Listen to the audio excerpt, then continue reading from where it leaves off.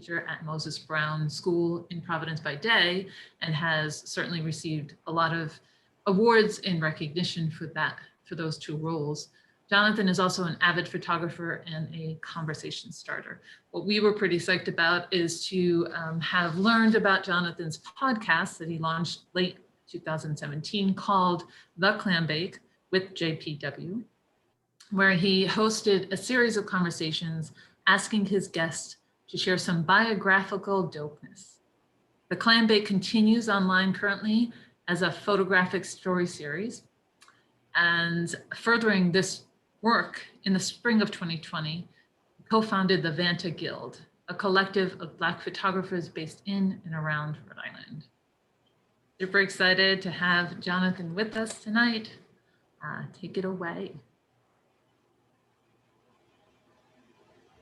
Okay, I'm going to start my clock here, and then I'm going to share my screen. It is such an honor to be here with all of you, and just the greetings and introductions among people that did my Grinch heart a lot of good, and so I thank you for that.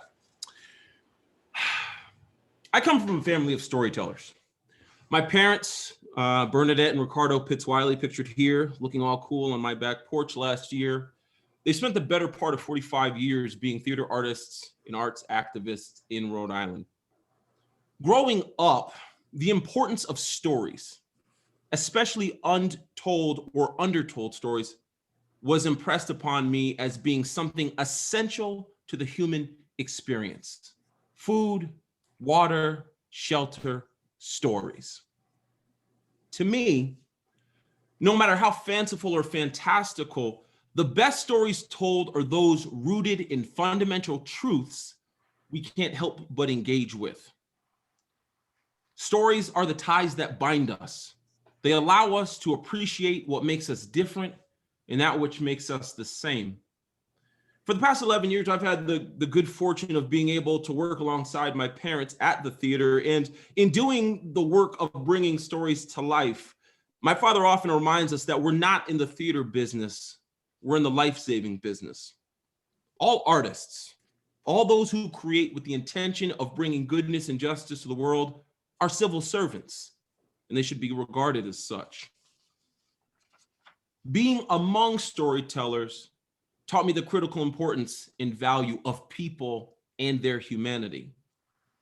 Ultimately, people are who my work is about and who my work is for. Without people, it's pretty difficult to tell stories. And as I came to understand that, I came to appreciate the variety of storytellers, designers, architects, and engineers that help us try to bring a little bit of order to the chaos, to make sense of things before we spin off of this mortal coil. So, where does photography fit into all of this? Well, for me, it was a bit of the practical and a bit of the profound that led me here today. I was talking with Lisa, and I was like, man, I knew Lisa from other arts stuff, and to be connecting back in this way has been really fun. And it was in that world of creating theater that in the fall of 2018, I'd actually kind of grown tired of the theater having an inconsistent quality of images for our production material. And as an impatient person who'd always had a casual interest in photography, I took it upon myself to handle our in-house needs. I always knew my own schedule, and I also knew that I could charge myself nothing, and that would be good for the company. So it was practical. You know, I've always had a general interest in photography, and this situation gave me an excuse to explore that interest a bit further. But still, again, this was much less an artistic choice than a practical or organizational one.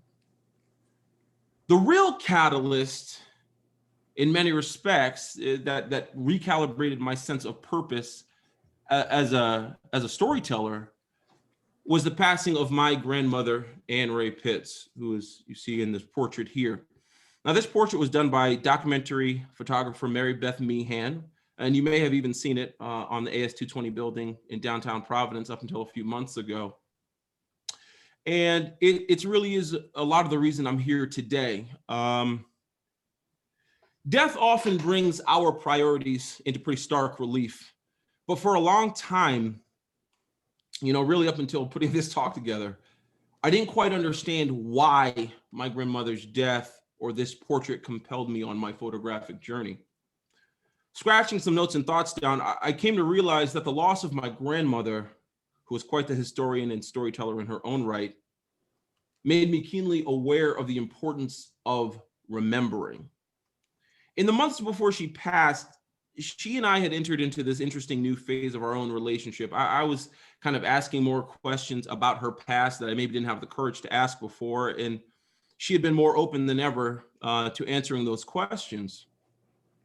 So losing her meant, among other things, that I'd lost the opportunity not only to hear her tell stories, but to also tell stories with her.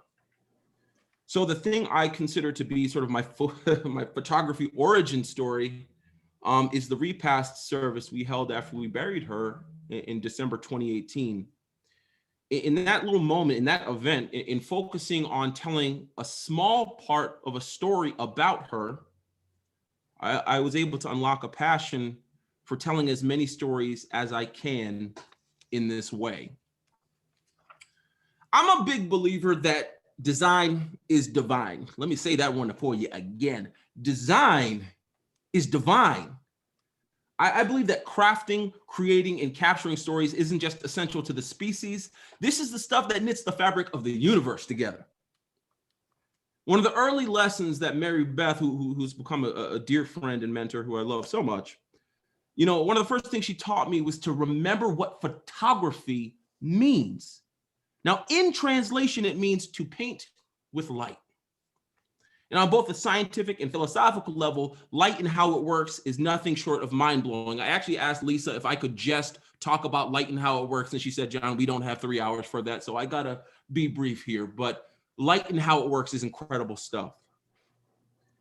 As I've immersed myself into this craft and at times felt overwhelmed by just how many ways photographs can be made, I often find myself drawn back to this essential truth: that photography is the interplay between light and darkness, between black and white and everything in the middle.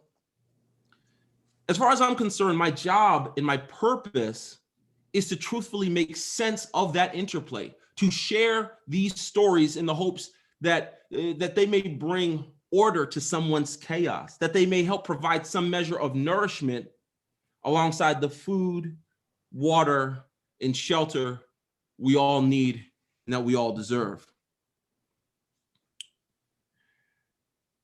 As someone who tells stories with cameras, I often bristle at the notion of being a self-taught photographer.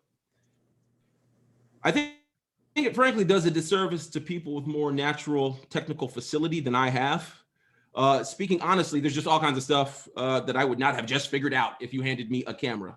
And I have several rolls of decade-old film that absolutely proves that point.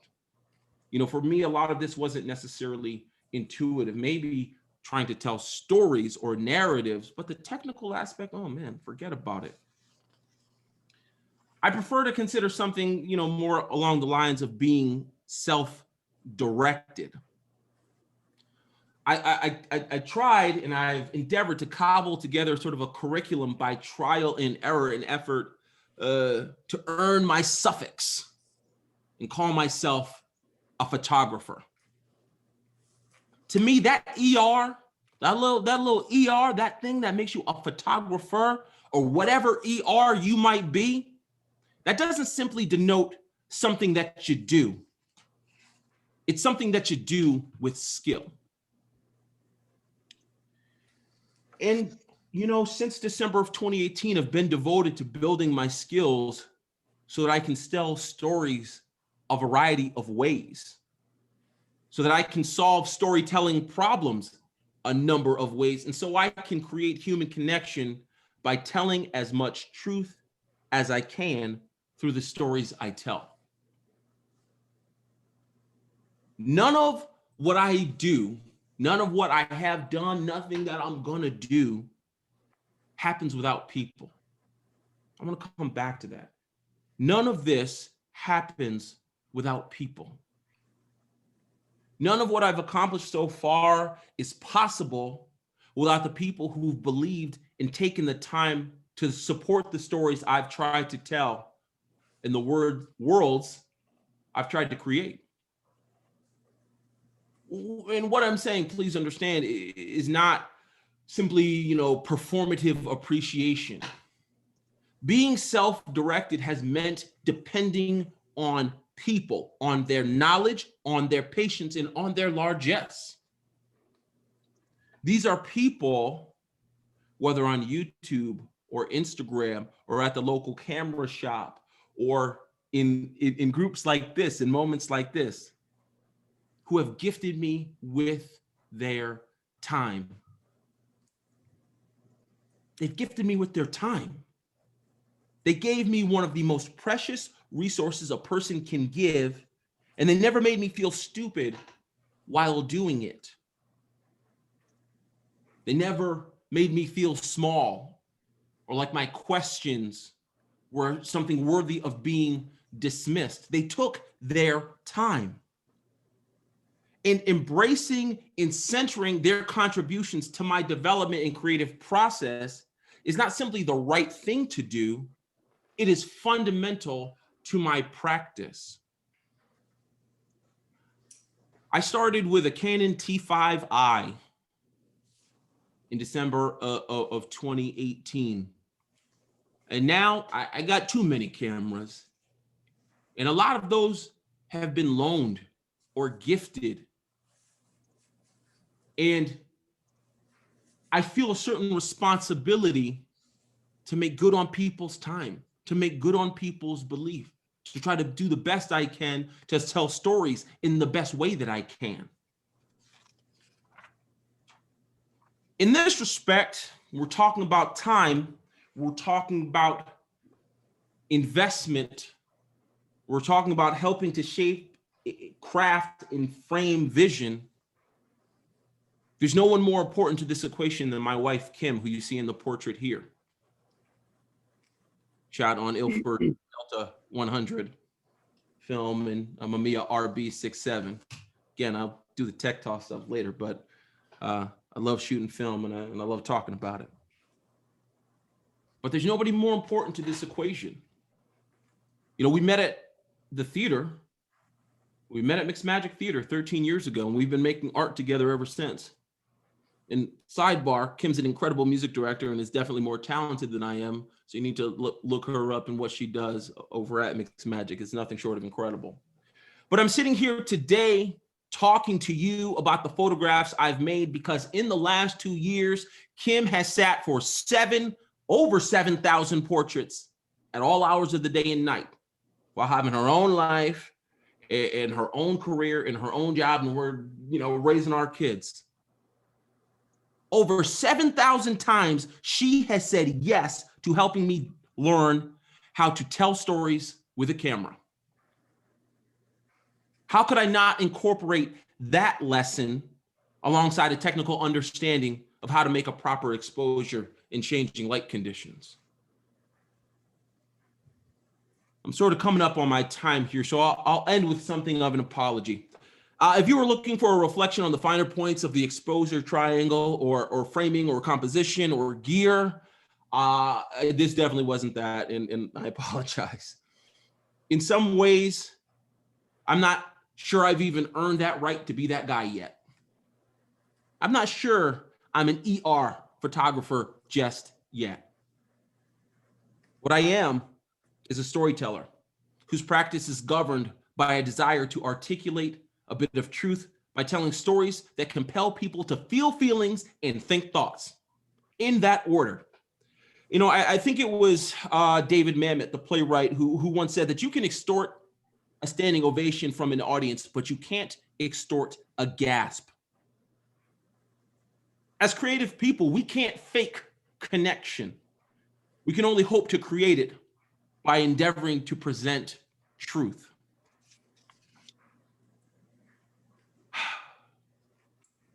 It's an honor to be in your company this evening.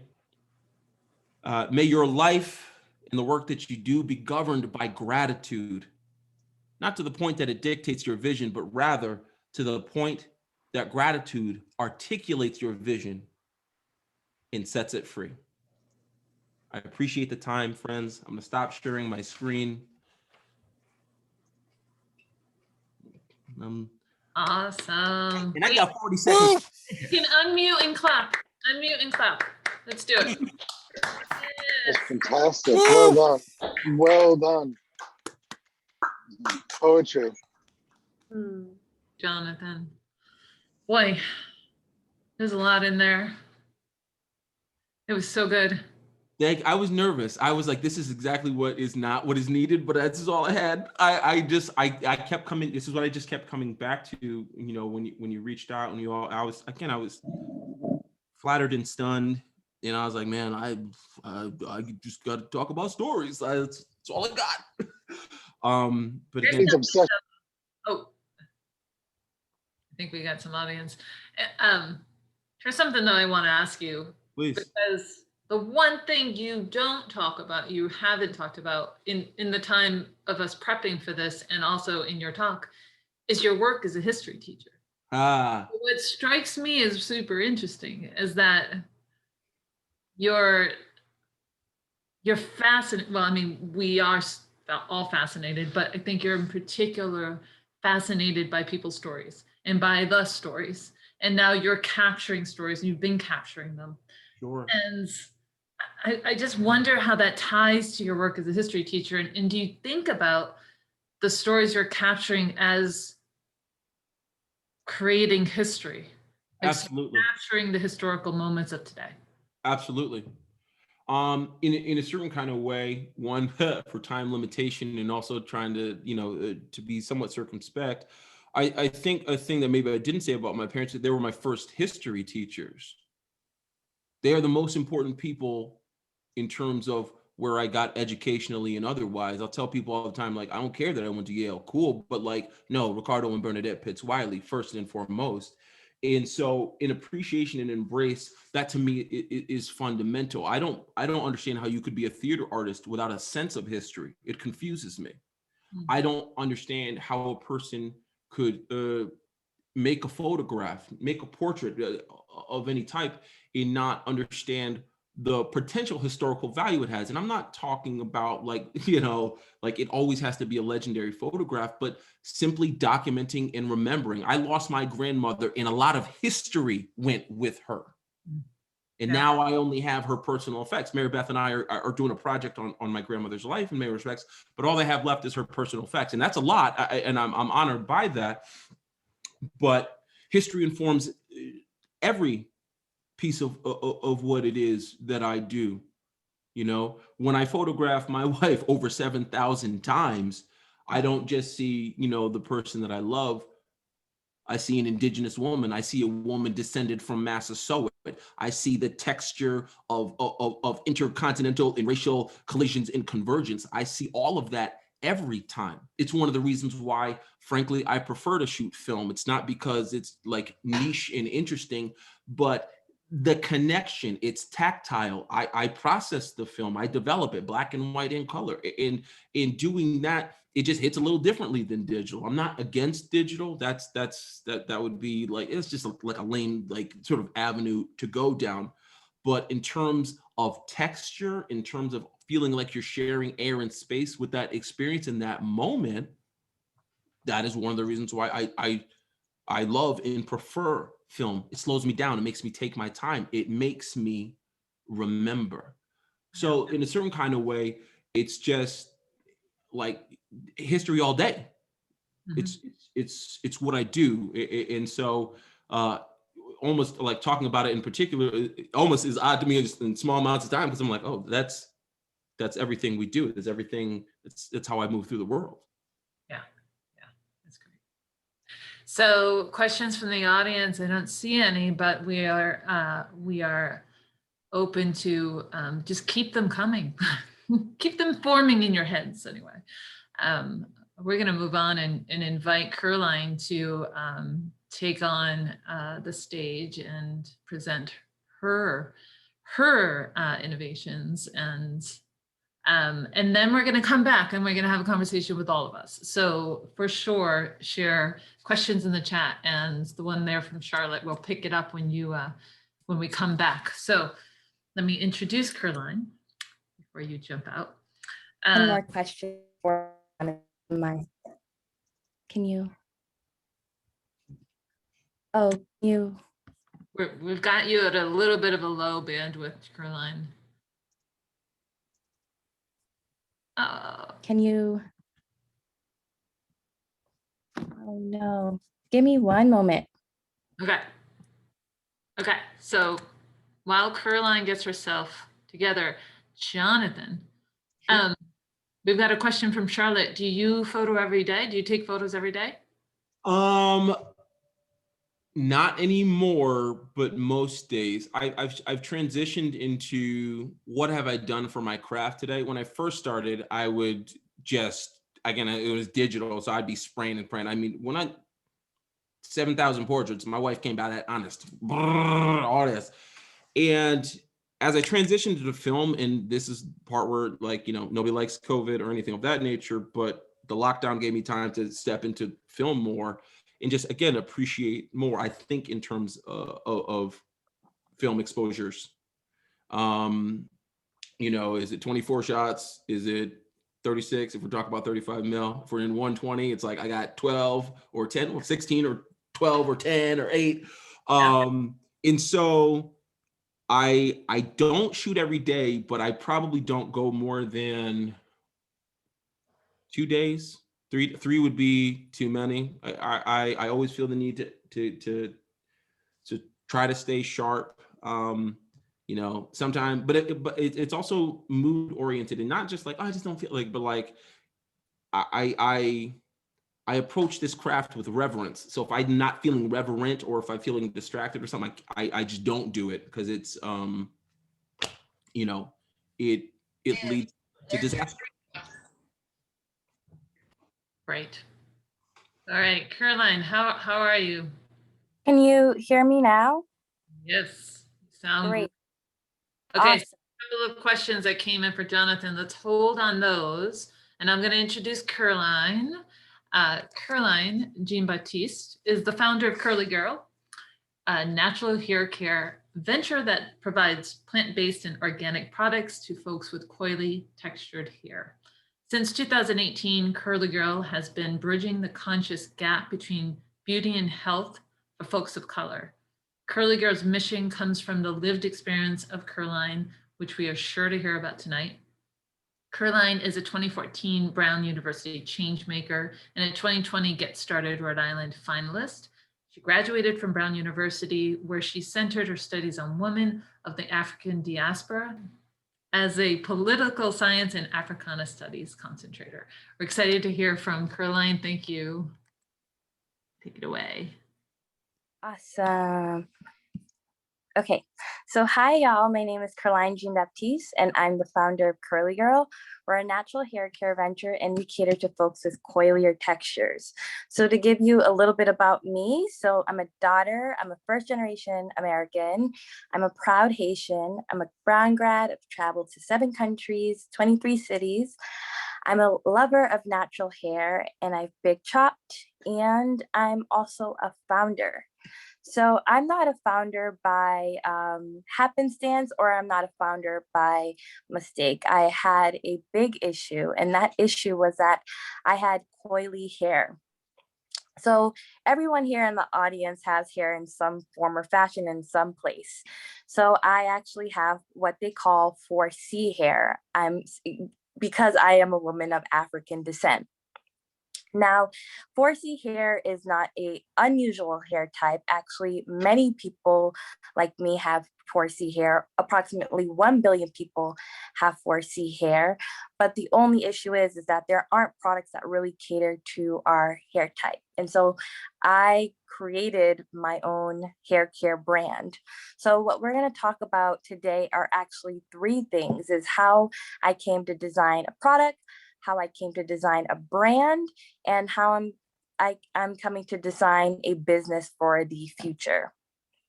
So there are so many different ways in which I came to design you know, our product. I like to say that I'm a founder of 3 different schools. Brown University, YouTube, and traveling abroad. After studying abroad in Senegal, I had a newfound sense of empowerment and selfhood, so I decided to cut all my hair off. The only issue was with that is that when I came back on campus, there were a few retailers that catered to my hair type.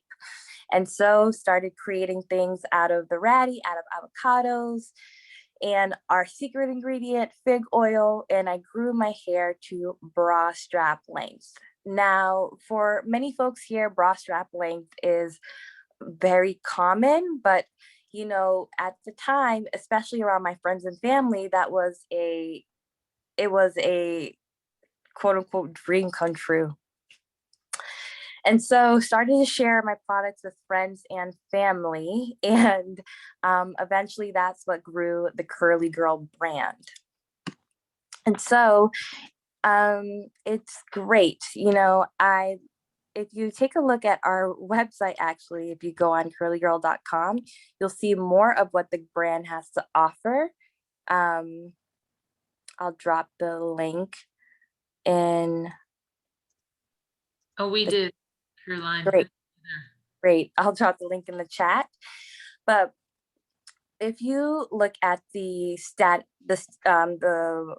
right now, which is that Black women's hair is rated less beautiful, less attractive, less professional, less smooth than any hair type, even amongst people of the African descent. If you look at the status of Black women have higher levels of anxiety around their hair than any other demographic, that 80% of women rate to have insecurities, and that almost half of African American women have experienced hair loss, there's a clear need of more representation of folks that not only look like me, but are fully embracing that they look like me. So that's how I came to how I created my brand.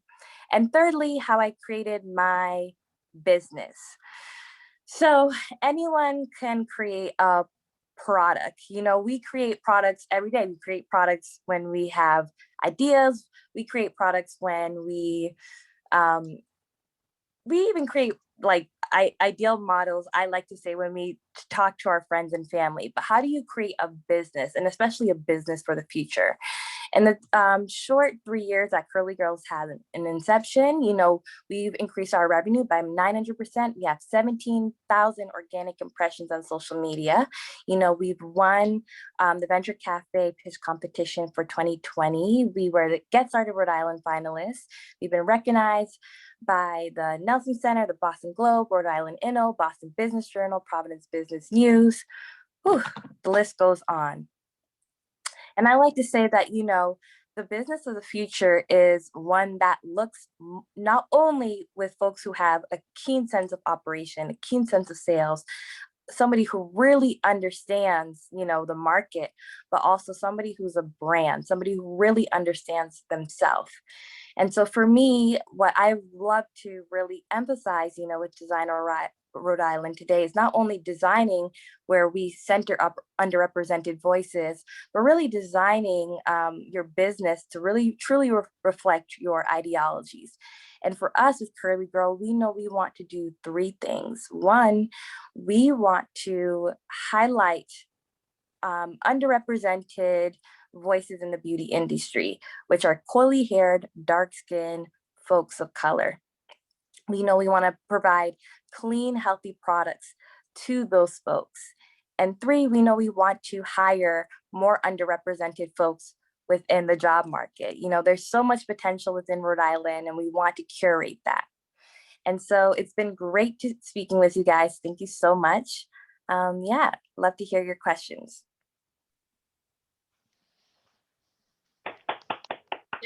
Woo. Awesome. Great job. Woohoo. Thanks, Kerlyne. So I want to ask you a question. And I guess the question is that I was doing a little bit of background looking into you further than Curly Girl. Yeah. And there's a little bit of information about your being on this mission before it came down to hair products, right? you've, you know, can you talk a little bit about that and maybe talk about, Yeah. you know, the sort of the spark that you find inside yourself, and maybe when you started to notice it? Yeah, definitely. So, like most 17-year-olds, got into Brown, was like, oh my God, this is the best thing ever. And studied at Brown for 4 years. And that's why I think I will always have an affinity for Rhode Island, for Brown. I really came to become who I am during those 4 years, really in terms of understanding my identity, understanding my positionality, but more importantly, understanding my power. So, on campus, a lot of the things that I learned in the classroom through political science and through Africana studies, I just practiced through my extracurriculars. And so one of those things was starting the first diverse fashion show that Brown ever had, which was the Win Project Fashion Show. And early on, I became a change maker, and that was a super big deal by the Swear Center. And now, when you look at brands like, Savage Fenty, when you look at brands that are trying to be diverse in fashion, I'd like to think that, very early on in 2014, 7 years ago, that, my young mind knew that there needed to be voice in different industries. And at the same time, I was, from alopecia and missed periods because I was still straightening my hair because, I had to go to class and was still battling with, you know, listening to other voices in the world instead of really listening to my true voice. So I think, designing Curly Girl as a product and as a brand has really been a big practice of my personal power in my 20s. And then in terms of practicing Curly Girl as a businesswoman, as an entrepreneur, it's really allowed me to understand more about time. Yeah. So good. Thank you. So now we're going to open it up. We're going to have a conversation. There are a few more questions in here for some for Jonathan earlier and some for Kerlyne. And what I need to do is be able to see you all. There she is. Okay. I need to move you, Kerlyne, to see you. So there's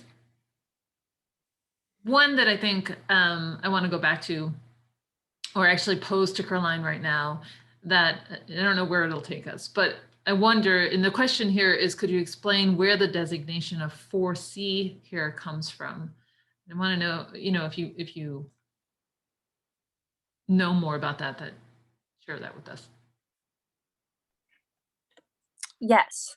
So 4C comes from it's a scientific mode to just describe coily, curly hair.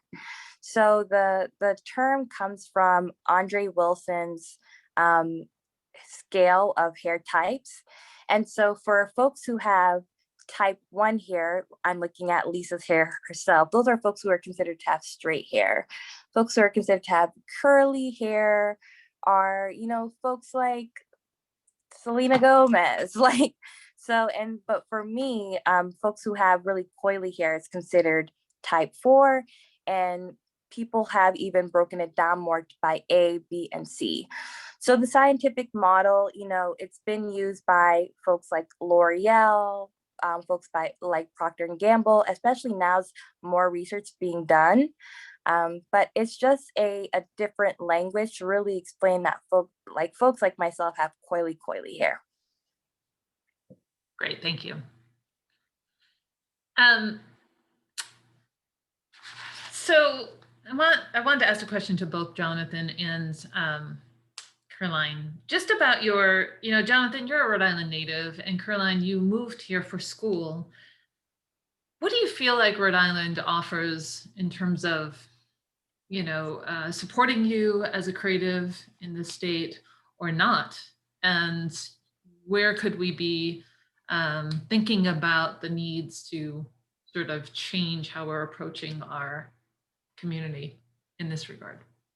Right. That's a great question. I think Rhode Island, I credit Rhode Island so much to who I've become in terms of my young adulthood.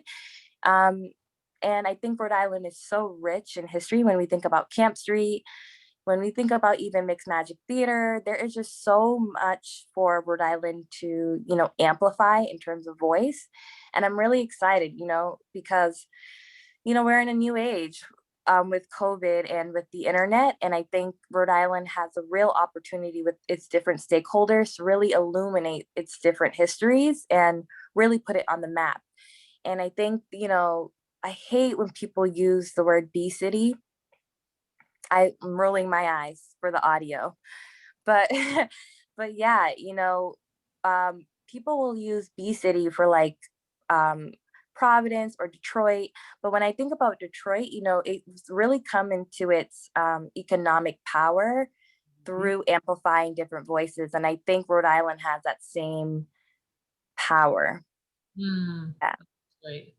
That's great. Jonathan. So being a native Rhode Islander and being, I mean, I'm a Pitts-Wiley, and that's not arrogance. I have been privileged with certain opportunities because of what my parents have done. So let me just name that. You know what I mean? Sometimes when people will email me about something, I'll be like, "Are you trying to talk to my dad or to me?" Like, there's a certain, like, even when you emailed, I was like, "Was this to me? About what?"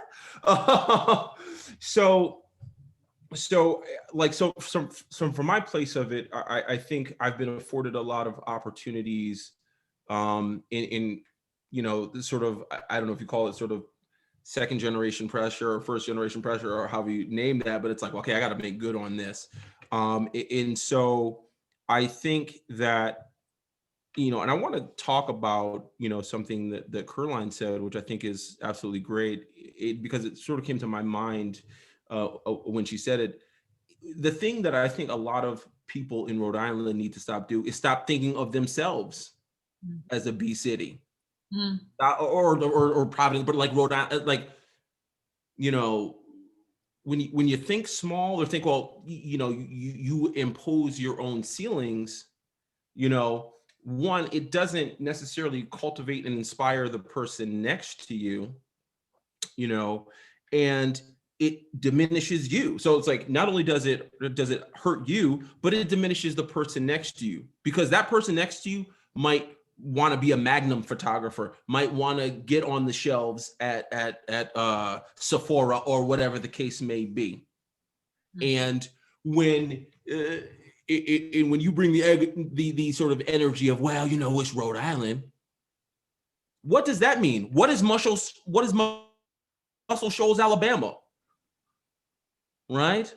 What is Branson, Missouri? What was Austin, Texas, actually? Come on, like, so I think that there is that. And also my last piece, and this is as a Rhode Islander, Rhode Island, I like to joke, it's less a state and more of a big town with many neighborhoods.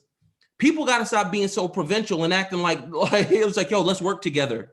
What is one of the reasons why we, like, my co-founder D Speaks and I started the Vanta Guild was because, like, these what are these hurdles and barriers? Now, if you got a real beef with a person, that's one thing, but just that weird kind of like territorial thing, like, hey, listen, we both don't have, so why don't we put our portion together and try to elevate a little bit? Yeah, it's interesting. I hear that about the Bee City, but I've never been offended by it. I really kind of like Bee Cities myself. And, and there's something about Rhode Island that we've definitely tapped in terms of the way that we see the design community. I mean, there's just a collaboration there's a collaborative spirit that is here in Rhode Island. That is why we're so unique and great, and there are amazing people here that have hit those big echelon moments and just are psyched to live in Rhode Island because they can go to the beach in 30 minutes. I mean, come on, it's a beautiful city. So I hear that, but I do love what you said, Kerlyne, about that there's power in giving the giving voice to so many people, and in finding that that core sense in empowering that is super important. And I don't know, I'm not sure we're doing that very well yet. Jonathan, there's a question here from Christopher Donovan that I think both of you could take. You know, you said something on the idea of discovering a passion through a process of necessity, and that really resonated with Chris. Mhm. When was the first moment that you realized you had made a shift from photography being something you just did to something that really feeds your soul? I mean, I I'll be honest. It was my grandmother's repast service. It was right then, you know. Uh, it was right then, because I, you know, again, emotionally, it's such a sort of jarring emotional moment, and it was just like, John, stop messing around, man. If you want to do this, if this interests you and you're fired up about it, go after it. You know, commit yourself to it. You know, show some humility before this craft. Don't treat it as something that's like, oh, it's something that but I just, and it happened easily. It actually wasn't like oh, what will I do? It was just like, no, I got to shoot all the time. I'm thinking about photography at all times. At all times. There's not a point at which you see me in the day unless I'm like engaged with my children. And even then, I'm probably like, oh, that's a good shot. Like, all I do is see photographs. All I do is see light and how it's playing.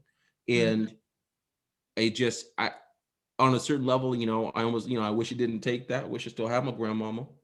But knowing her, she would say, you better use this. You better use it and go. And so I am. Yeah, great. Kerlyne, when did you, was there a moment that you realized this is what you do versus Yeah, when you're in I school, sometimes it's like, what will I do? And at some right. point, you know, you were just doing it. Yeah, I mean, I think I've had multiple moments like that. So, you know, definitely, big chopping my hair was probably a really pivotal moment in not only my personal history, but Curly Girl's history, you know, sharing the products with family and friends, you know, as a side hustle, because we side hustled the company through 2019. Mhm. So that felt like probably those were like many pivotal moments. But I think, you know, I really felt like I wanted to do this. Yeah, like undeniably, I felt like, you know, the first time I ever pitched Curly Girls to the Rhode Island community, I just knew I wanted to really make this company become a brand and prove, just not only prove myself through the brand, but prove how the need is definitely there. Yeah. Yeah, good. Um, Ram is asking, what's the most important journey or the lessons that you've learned in your entrepreneurial journey? Sorry. You know, any advice or thoughts to a young aspiring entrepreneur and how to really find a business model and how to dig in? Yeah, that's a great question. So I think, you know, always just stick to your why. Um, and when Curly Girl was my side hustle, my why when I was, you know, when I was a finance specialist, you know, managing 3 department budgets was that, you know, I just need to give these products to my friends. And now as it's a brand and it's a growing company, I think, you know, I just have this crux that, you know, Black women deserve to feel beautiful. Folks with coily hair, folks who are underrepresented in beauty deserve to feel beautiful, and they don't have to compromise their health or their integrity in order to do so. I think, you know, beauty is so expansive and there's just so much potential to make abundance in beauty. And it's been incredible being able to design a product where folks are attracted to it because of the product and because of the brand. Yeah. And myself. Yeah. Yeah. So sticking to that, you know, your why helps really kind of, it's like this way that you find definition by staying with that and, Yeah. and exploring that zone and letting that be the authenticity of where you're headed as an entrepreneur. At least that's what I heard you say. And I that resonates a lot with me.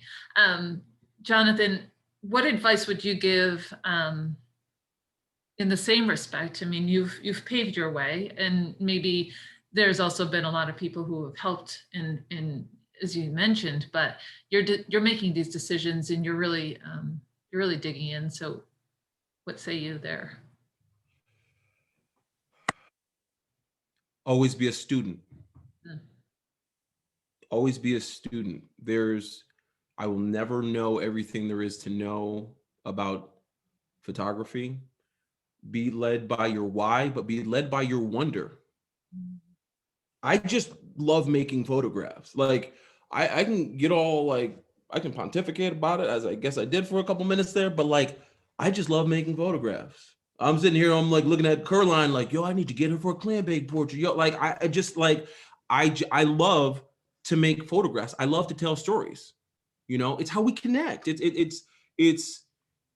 So before I go all tangent, again, know your why, but maintain that sense of wonder and maintain that sense of humility. Always be a student. I learned this best from my father. He's a master of his craft.